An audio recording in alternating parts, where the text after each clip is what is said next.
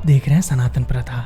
Daily update पाने के लिए हमारे इस चैनल को लाइक करिए, सब्सक्राइब करिए और बेल आइकन दबाइए। धन्यवाद। श्रावण सोमवार की कथा के अनुसार अमरपुर नगर में एक धनी व्यापारी रहता था और वो बहुत बड़ा शुभ भक्त था, लेकिन वो बहुत दुखी रहता था क्योंकि उस व्यापारी का कोई पुत्र नहीं था। दिन रात उसे एक ही चिंता सताती रहती कि उसकी मृत्यु के बाद उसके इतने बड़े व्यापार और धन संपत्ति को कौन संभालेगा।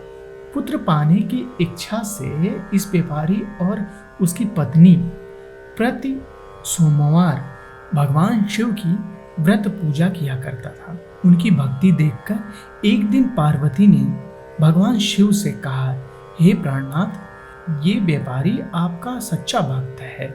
कितने दिनों से यह सोमवार व्रत और पूजा नियमित कर रहा है। भगवान, आप इस व्यापारी की मनोकामना अवश्य पूर्ण करें।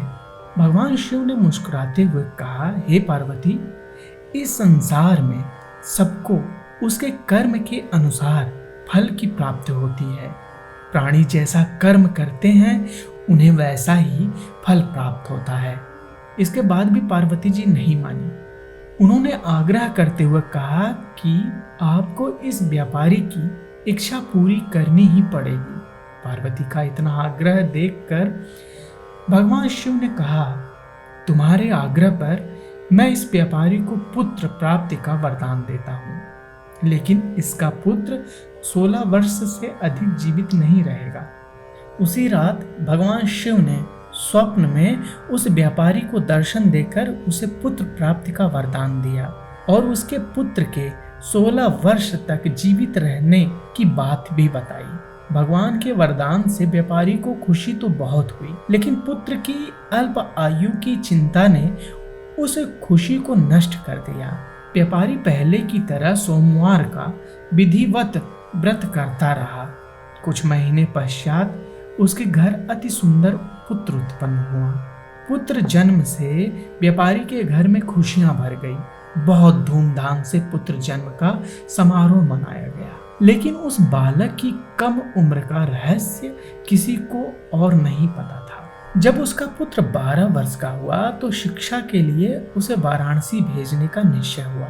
व्यापारी ने उसके मामा को बुलाया और कहा कि शिक्षा प्राप्त करने के लिए इसे वाराणसी छोड़ाओ। रास्ते में जहां भी रात्रि विश्राम के लिए ठहरते वहीं यज्ञ करते हुए और ब्राह्मणों को भोजन कराते जाएं। लंबी यात्रा के बाद वो लोग एक नगर में पहुंचे तो वहां उस नगर के राजा की कन्या का विवाह था। निश्चित समय पर बारात आ गई, लेकिन वर का पिता अपने बेटे के एक आंख से काने होने के कारण बहुत चिंतित था।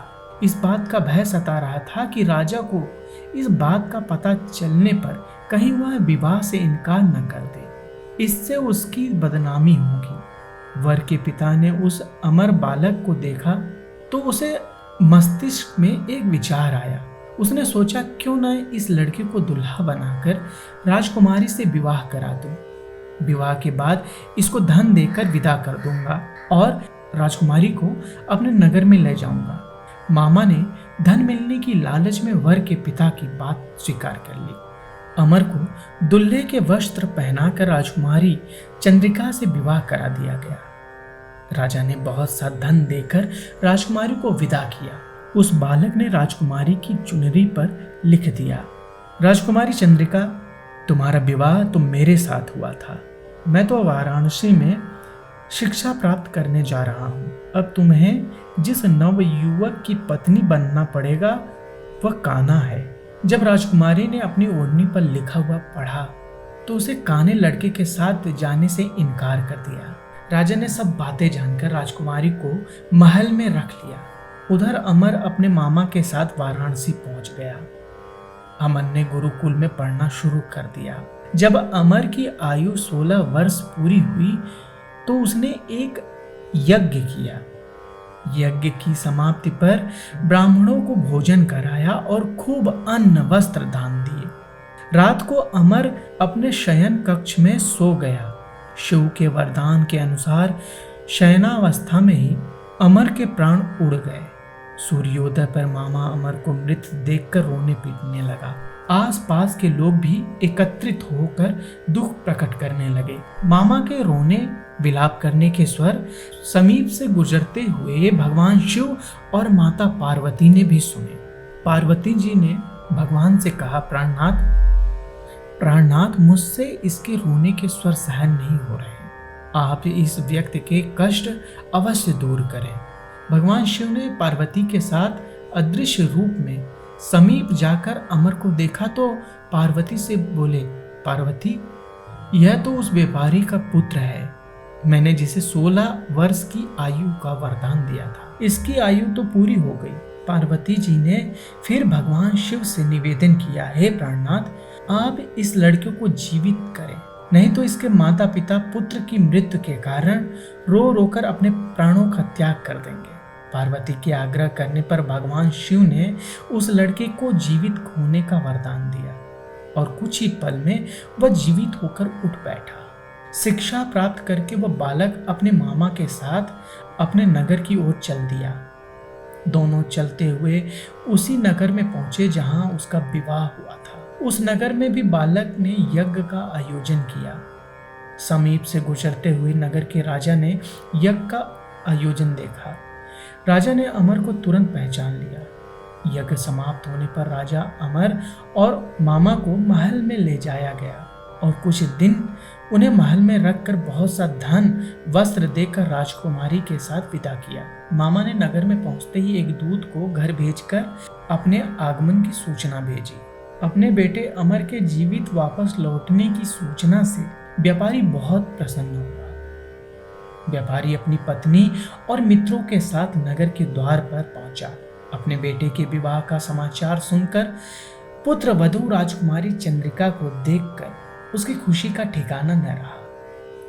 उसी रात भगवान शिव ने व्यापारी के स्वप्न में आकर कहा, हे श्रेष्ठी, मैंने तेरे सोमवार के व्रत करने और व्रत कथा सुनने से प्रसन्न होकर तेरे पुत्र को लंबी आयु प्रदान की है। कहते हैं कि जो कोई भी इस कथा को पढ़ता है या सुनता है, भोलेनाथ उसकी हर मनोकामना को जल्दी पूरा करते हैं।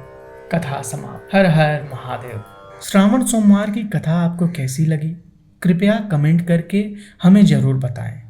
इस तरह की और धार्मिक आध्यात्मिक कहानियां, मंत्र सुनने के लिए हमारे चैनल सनातन प्रथा को सब्सक्राइब करें, लाइक करें। धन्यवाद।